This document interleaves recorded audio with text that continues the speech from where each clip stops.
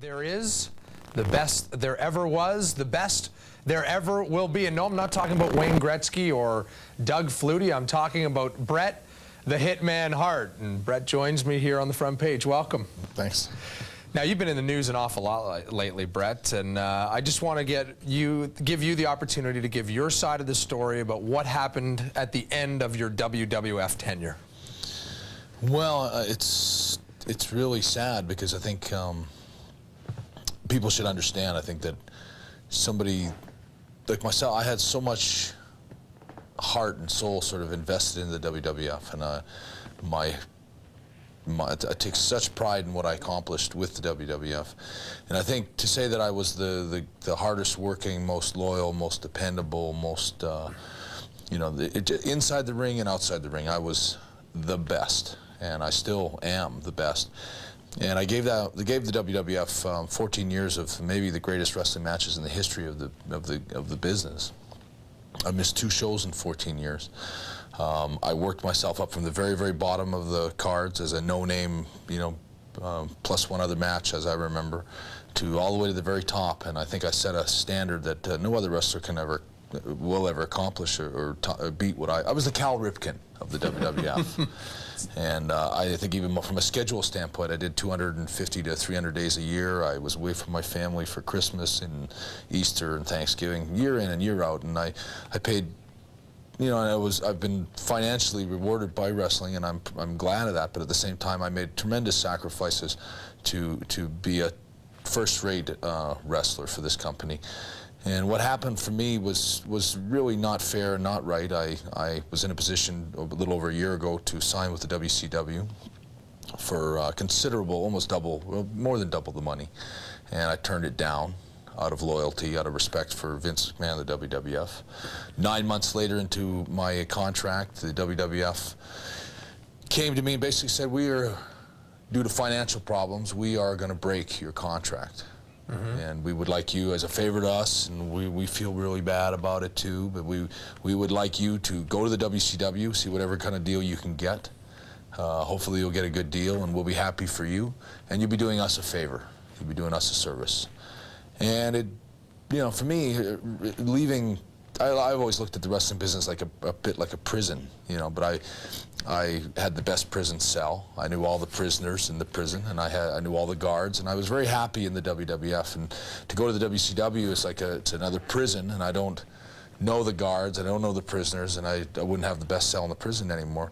But I kind of left, and of course I've done well. I've made a much more lucrative contract, but the point is, that's not what I was in search of. I wanted to be with the WWF, and I started with a heavy heart, found myself going to the WCW and trying to strike a deal, which I did, and it turned out to be a very good deal, and I'm grateful for that.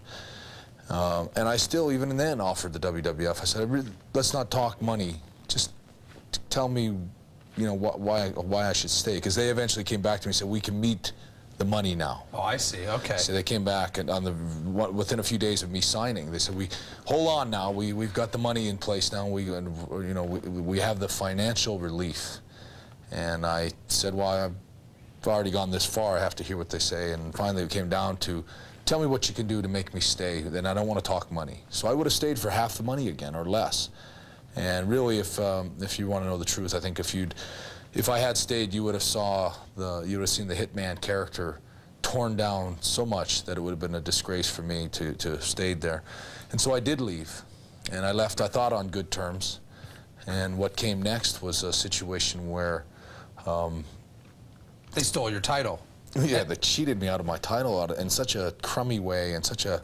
It wasn't a real good wrestling way, right? It wasn't even good for a good storyline. It was a horrible... It was a guy that worked 14 years, and one of the things I insisted on was that I wanted to leave Canada as a hero, and I wanted to walk out of the ring with my head up in Canada, and that was about the only condition I made.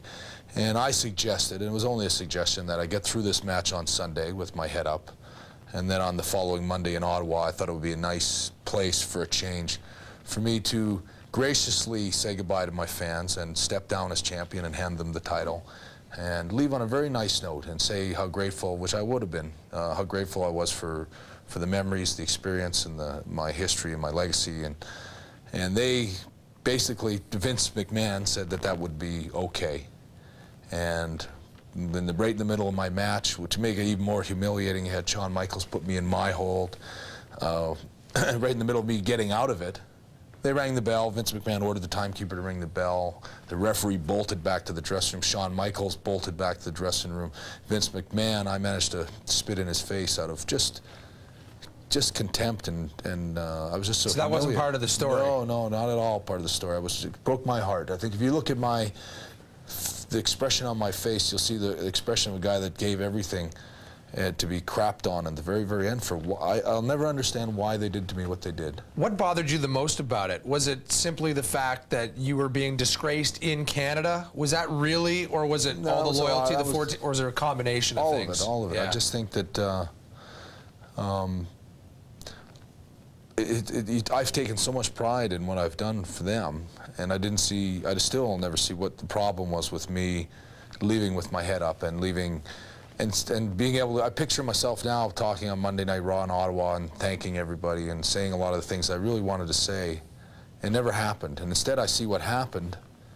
I see this hero being trashed in the ring and humiliated and done in such a fashion, like the fact that Shawn Michaels had me in my hold. Sharpshooter, right? It was just to humiliate me, and it was done in a way to kind of, I guess Vince McMahon wanted to show me that he has the power to tear me down and destroy me.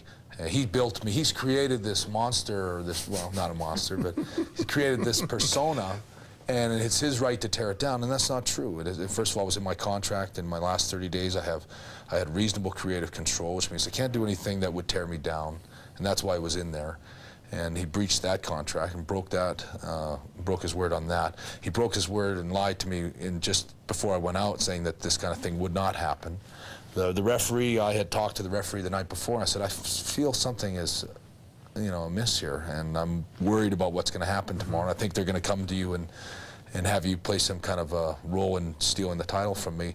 And he had tears in his eyes and told me that he would swear on his children's head that it would never come down to that. Because I think, again, I was respected in the dressing room as sort of a Cal Ripken, that they would never do that to Bret Hart, and he would never play a part in that. And when you see the referee jump up and do it so easily and run back to the dressing room, all that it's like, I've had every single wrestler in the WWF, every one, with the exception of two, which would be Hunter Helmsley and Shawn Michaels, call me and tell me that what they did to me wasn't right, and that they feel for me and their hearts are broke. They're all locked into contracts that they can't get out of. But I will say this much, that if Vince McMahon was to offer any wrestlers a release, that if they're not happy in the WWF, that they're free to leave, I venture to guess that he wouldn't have a company tomorrow morning. That I think you're looking at a lot of disgruntled fellow wrestlers. I was respected inside and outside the dressing room, and I don't think anyone sees their side to it. And as much as they distort and tell lies on TV and distort the truth, the fact is I never did sell out. This was not over money. This was over, basically, a lot of it had to do with the direction that the company was going, the sexual content to the shows, and some of the things, that the direction that they've gone have been against my there's been some racist angles. There's been some gay bashing. Is that what you're talking about? Yeah, all that stuff. The racial thing was, that was a genius concept thought up by some guy in a suit and tie.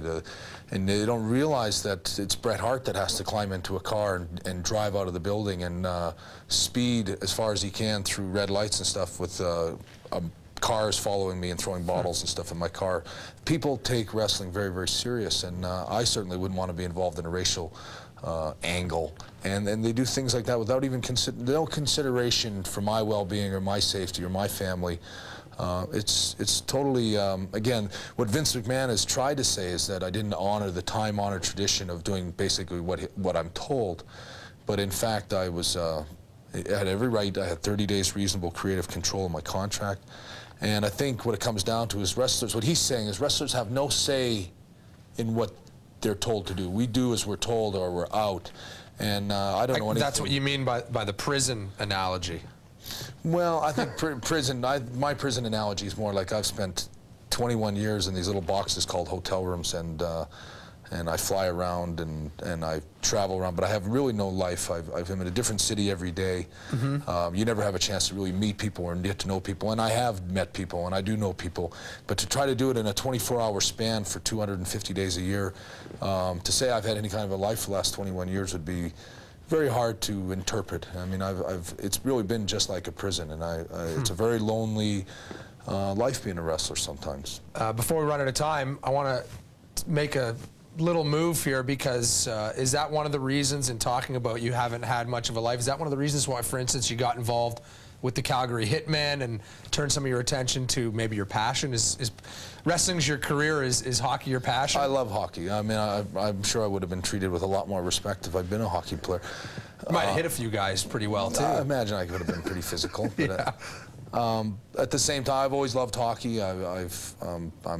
I am very Canadian. I mean, I've had every reason in the world to live in the United States and move to the United States, and my mother's American, and I love America, and I've been stuck in that scenario where I've been American bashing. But the truth is, I love America and I love Americans, but I'm Canadian, and I live in Canada for a reason, and I love hockey, and I love being Canadian, and I wouldn't live anywhere else but Calgary, which I think is the nicest place on the planet and the greatest place to raise a family. And you've also done a little acting. Is this a new career for you? I hope so. I mean, I've learned not to put too much faith in, you know, I've had all kinds of concepts thrown at me, from B movies to big movies to TV series to little thing, you know, and I did Mad TV, which I loved. I did The Simpsons, which I don't know if you call that a big role or anything, but it was a huge honor for me just to be part of that.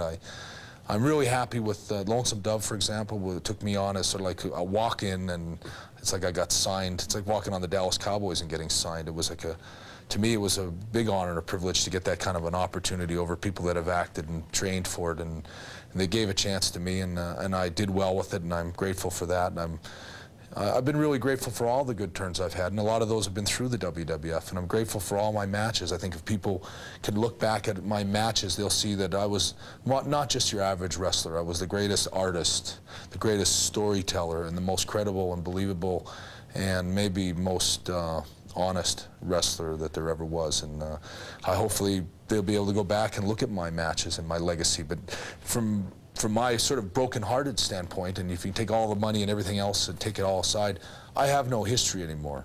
Vince McMahon has just sort of erased 14 years of dedicated, loyal service, and now it's like I don't exist. I exist in his mind as a midget on these little wrestling shows where he's still hell-bent on sort of tarnishing and tearing me down, which is, you know, like I say, it kind of breaks my heart, because I think I deserved a better ending than that. So just very quickly, because we are out of time, when's the WCW debut? I'm not sure. It'll probably be in January sometime, and I can't wait. I can't wait to show everybody that I'm worth every penny.